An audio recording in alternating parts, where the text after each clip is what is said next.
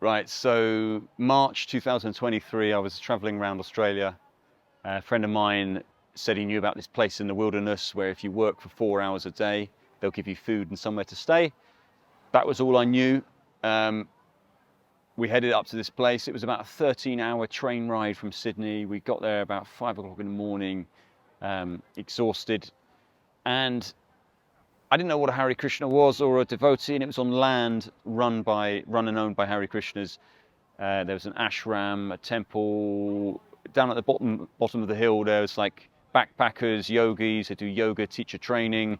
And there was a devotee who would kind of gently teach us about the spiritual nature of things, but in quite a chilled way. And every Monday they'd have this welcome circle. So he'd sing this song, and it was like, "Wake up, rise up, sweet family. It's the time for the Lord. Remember, love is here."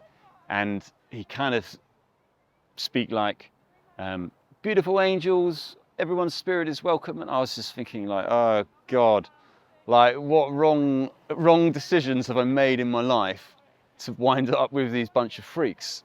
And I was like, oh no.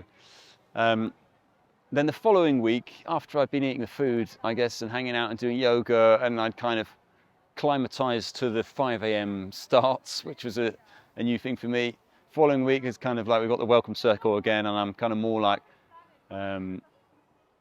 wake up, rise up, and then the following week, I'm a musician, so I had my bass out. Like when they knew I could play, I'd be playing with the kirtan band, and that was great because it meant I could even get off work like an hour early. Not really that work was really very taxing, it was pretty chill, but get off work early to get ready to play. And I got quite connected to the place, the diet, not having alcohol. I haven't eaten meat or fish since the day I arrived there, like that's 7 years ago now. And about 6 weeks in, there was a festival there. And so we have to do our work every day, 4 or 5 hours, something like that. So I said, oh, can I do my work helping out the festival? Because I understand how to set up the stage and cables and sound and stuff like that. So there were 4 10-piece bands playing. They do one song each. One song is an hour. So that's a new kind of way of doing music. 4 10-piece bands and no bass player. So I was like, well, what's up, guys? I've got my bass here. So one of the musicians said, okay, play with the first guy, which is Badahari Das. The second guy, which is Indrajimna Swami, won't want bass. Then the third guy, Sri Prahlad, will, and the fourth guy, Madhava, will. I didn't know any of these people were, but they're pretty much the who's who of kirtan. And so I played with Badhari Das. Then I left the stage, and I was walking around, and about 10 minutes later, loads of people came to find me. They were like, Ed, what are you doing? I was like, what's wrong? They were like, the Swami's calling for you on stage. Apparently he said something like, he was on the mic, he was like, where's that funky bass player? Or something like that. So I went to the stage, played with him, played with the guys. I've done the 4 songs, which is 4 hours, great. Not a good hourly wage, if you're paid by the song, it's probably not a good, not that there's money involved in that sort of gig. But afterwards, Indrajimna said to me, we need you to come with us to China and Kazakhstan next week. And I was like, oh, sure, all right. I'm just here traveling around in the wilderness, sure, whatever. And he said, can you pay for your ticket? And I was like, well, no. It's like, I play concerts all over the world and I get paid to go there plus my ticket. I would go and play with him for free, but there's no way. And I didn't have the money anyway to go and fly to China and Kazakhstan just like that. And he was like, look, here's my business card. I'm going to New Zealand tomorrow. Let me know. And I was like, let me know what you can do. And I was thinking, well, probably nothing. I can't imagine what scenario change would put me on that flight. But all of the elders in the temple were like, look, thousands of people would die for this opportunity. You've been chosen. You have to go. We're going to help you out with the ticket. And I was like, all right, okay. And yeah, I didn't really know who anyone was at this stage. I was just sort of wound up there by chance. And then I got all of the devotees together because, you know, in this kirtan movement, people play harmonium, mridanga, kartals. These are all traditional, old ancient Indian instruments. So I rounded up all of the Hare Krishna devotees that played rock and roll instruments, drum kit, electric guitar, keyboard, got them together. I called the band Disco Krishna. I made these posters called saying like Disco Krishna, the Appearance Day, fundraising gig in the temple. We had one rehearsal. I took old songs like Chic, Sister Sledge, you know, I Will Survive, Donna Summer, stuff like that. Changed all the words to Hare Krishna, sung them in the temple. Between everyone, they gave me $1,000 that very night. And so I was like, oh, okay, amazing. So yeah, I had some money for the flight. Then China was too complicated for the visa, short notice within a week. So I was like, okay, well, I've got this money here, you know, I've got to use it for this purpose of performing with these guys. So they were going afterwards to America to play at the Sadhu Sangha retreat in North Carolina. So I was like, okay, I've got to use the flight to get there. It wasn't quite enough money because I had to get from Australia to America and then back to England where I live. And so I was, I got a train down to Sydney where you know, because I've been playing with these guys who are quite big names, it opened a lot of doors. I could stay at the ashram in Sydney free of charge. You know, all I had to do was play bass like 2 or 3 nights a week, and I get my food and board all covered. And I lined up 3 job interviews for the day I arrived. You know, it's a 13-hour train ride, and I've been 2 months living on the land with these, you know, incredibly spiritual dudes. So I was pretty blissed out, zenned out, arrived, had these 3 job interviews, didn't get any of them because I was probably just too chilled. It was a telephone job, so I was probably just like, you know, not had the right kind of energy for it. So I was like, okay, I wasn't like upset. I was like, okay, well, I guess that's not meant to be. Must be another way of making the money to fund the rest of this trip. So I was like, okay, went to Sydney Town Hall, got a busking license, went to play my guitar and busk in the town. I got 50 cents, so I was like, okay, well, maybe that's not what I'm meant for, all right. So then I was kind of just walking along and I just saw this sign. I was like, whoa, it's a sign. The sign was New South Wales Lotteries. So I was like, okay. And I'd heard about this devotee in Australia, true story, who had bought 2 lottery tickets, put them in the Bhagavad Gita, gone to sleep, woke up and he'd won something like $2 million. And his plan of spending the money in all this sattvic, special, you know, pure way didn't come into fruition. He basically lost all the money and ended up exactly where he started with. And I knew I would only win that lottery to fund that trip. And I was also, you know, I was going to make sure, because I used to drink at that point, I wouldn't, you know, none of the money would be spent on alcohol or anything that didn't fit in with the kind of criteria that the devotees live by.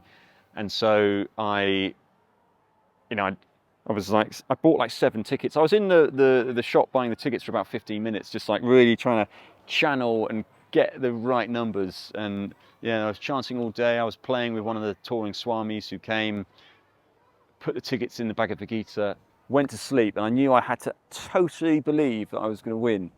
And the next morning, woke up and it was a Sunday, so I went with all the monks to the temple. They were, you know, dancing around. You know, we were then invited to someone's house where this, you know, old Indian guy is basically just like throwing food at you, like he just won't let you leave, and you know, it's all just full of like oil and turmeric, and you're just like, I can't eat anymore. And it's like, no, you're not the body, just eat. And I was like, oh God, like, and so I'd done all the chanting, I'd played with the Swami, I'd put the tickets in the Bhagavad Gita, I'd really focused and believed, I'd eaten the prasadam, went back to the ashram, looked at the ticket, and I didn't have a single number, and I bought like 7 tickets, you know. So I was like, what's going on? Like, I've tried to get a job, I've tried busking, I've tried the lottery.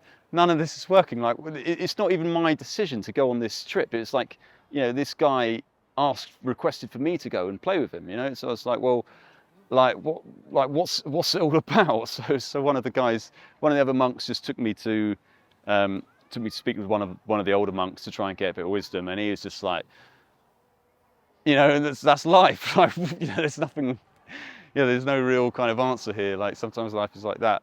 So anyway, I sent an email to Intragymna and I was like, look, is there any extra budget available that can help fund? Because I didn't quite have enough for the ticket, and I didn't hear anything back because they're all in China where there's no access to email, so they actually weren't receiving this.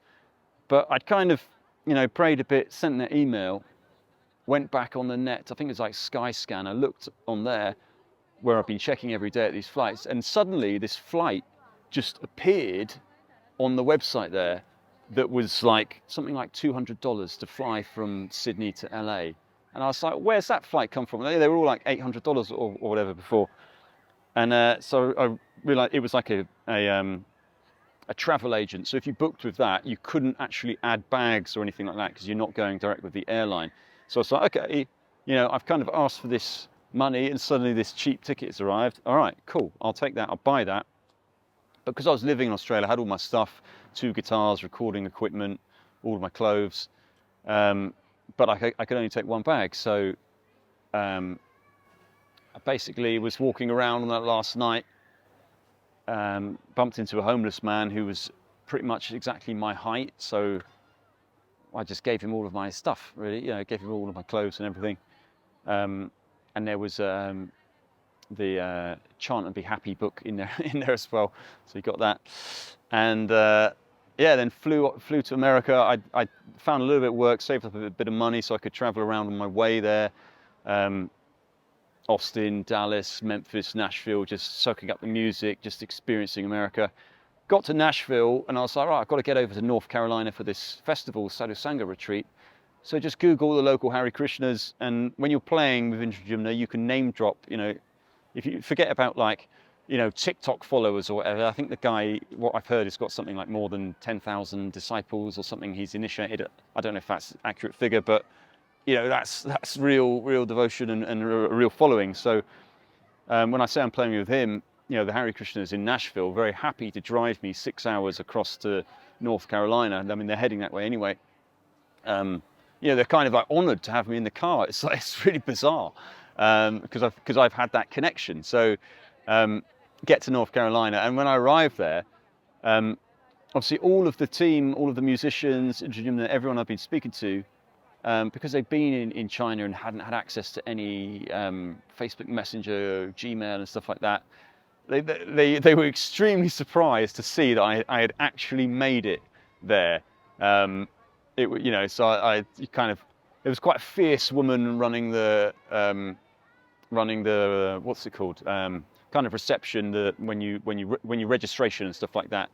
I guess she doesn't really take any nonsense. I was trying to say, look, I'm here on this kind of mission, and I bumped into them, one of the mridanga players, who's like, okay, yeah, you vouch for me, take me, and then they found me a place to stay and stuff like that. And I wasn't used to this kind of monk living where they all sleep in an ashram and everyone's snoring, and they learn to sleep throughout any kind of noise. So I was sharing with a few guys, and it was like pretty physically taxing at first because I couldn't really sleep, because it was like we were playing like 12 hours a day and stuff. But it was amazing experience. And then after that, got back to London, then involved in other festivals like Woodstock with them since, playing with devotees in London. Now it's become a gig, so I play about 3 or 4 gigs a week as a professional bass player, and at least one of them is kirtan now. So I kind of look at, with my connection to devotees, I kind of look at them all as, there are devotees all over the world in different temples, in different ashrams, different areas. But I feel like if you're connected to one, you're kind of connected to all of them in some way. So just maintaining that connection now with the London crew and playing every week. It's just been great, and it's great to be here in London this weekend with a lot of those guys from my history, from my first gig in Australia, are here today and have an opportunity to play with them and hang out again. So yeah, all good.